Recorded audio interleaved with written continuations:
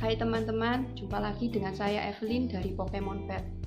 Kepergian kura-kura sukakata saya yang bernama Suki karena penyakit Bladderstone membuat saya ingin berbagi cerita bersama teman-teman para Toto Keeper.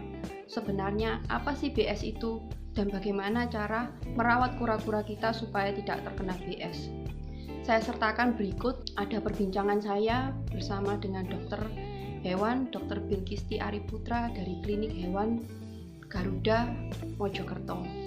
Silakan disimak ya teman-teman.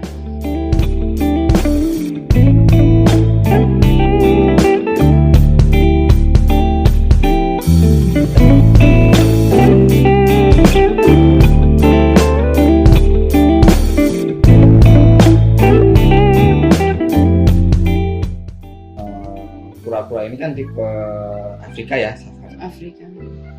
dimana memang di sana sedikit air gitu. Bukan berarti dia tidak butuh air gitu. Poin pertama. Kemudian yang kedua, urat ini terbentuk normal pada kura-kura karena hasil pencernaan protein. Artinya apa? Semakin banyak protein yang masuk, semakin banyak urat yang keluar. Yang kedua. Kemudian yang ketiga, kalaupun urat itu terbentuk, urat ini sebenarnya mekanisme pertahanan dirinya kura-kura. Jadi ketika kekeringan, ternyata kura-kura ini bisa menyerap air dari urat. Nah, ketika uratnya ini terserap terus-menerus airnya, jadinya batu.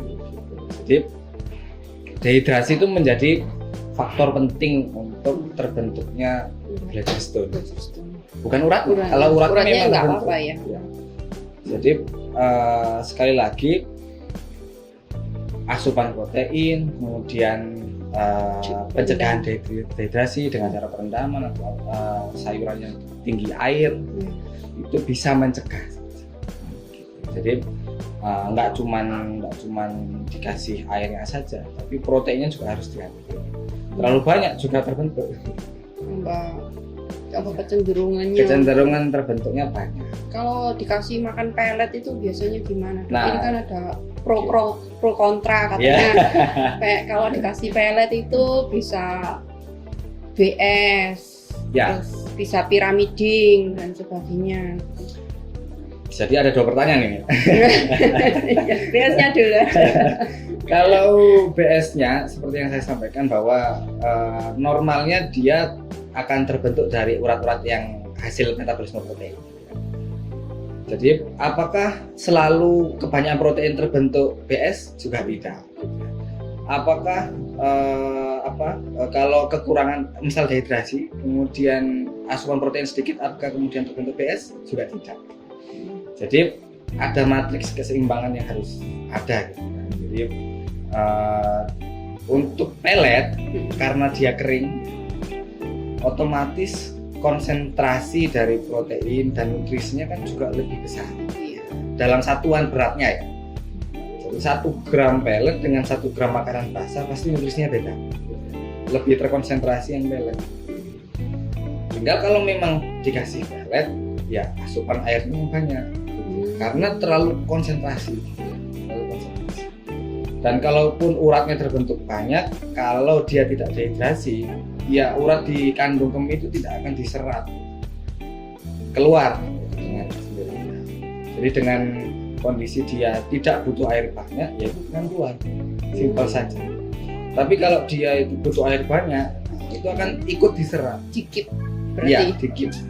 Jadi sebenarnya kalau kita lihat kura-kura di Afrika sana, mungkin di habitatnya, mungkin banyak yang mempunyai BS.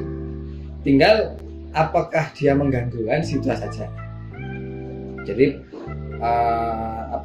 bukan BS-nya yang kita concernkan, tapi side effect-nya. Jadi efek samping yang mungkin terbentuk akibat BS-nya ini.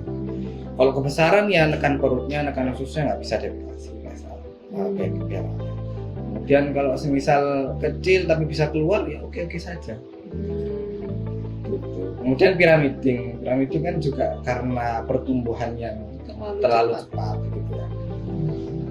Sekarang faktornya apa gitu. Kalau piramiding kan karena dia hewan bercangkang, maka pembentukannya berdasarkan nutrisi yang masuk gitu ya. Sekarang nutrisi apa saja yang diperlukan untuk pembentukan? Pertama kalsium jelas.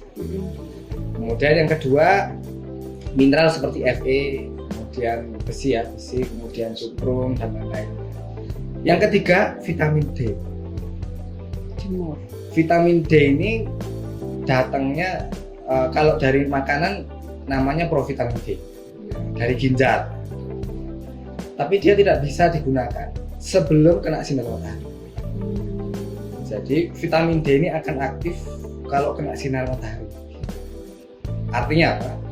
Penjemuran ini bisa meningkatkan penyerapan kalsium dari makanan ke cangkang, gitu, melalui vitamin D. Nah, dalam kondisi normal atau jumlah yang normal, ya tidak ada overgrowth, tidak ada piramida.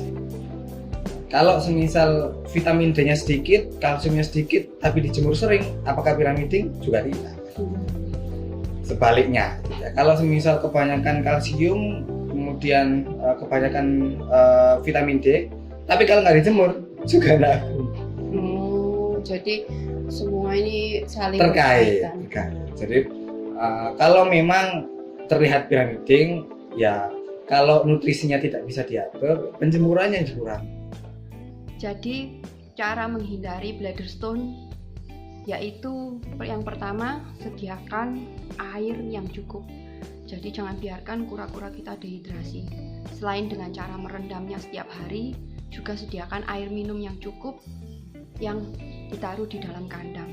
Kedua, hindari makanan yang mengandung protein dan kalsium yang tinggi. Contohnya seperti kacang-kacangan. Nah, itu adalah salah satu makanan yang mengandung kadar protein yang tinggi.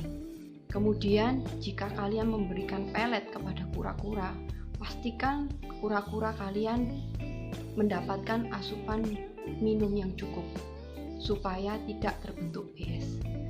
Sekian informasi dari saya.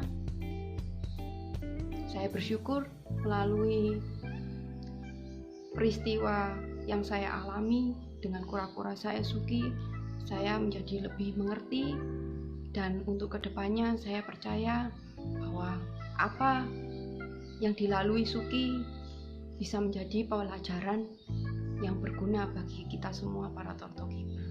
Jangan lupa ya teman-teman, kalau kalian merasa informasi ini berguna, silakan like, subscribe channel saya Pokemon Pet, dan kemudian bagikan video ini kepada teman-teman para Tortokeeper lain. Semangat, tetap semangat.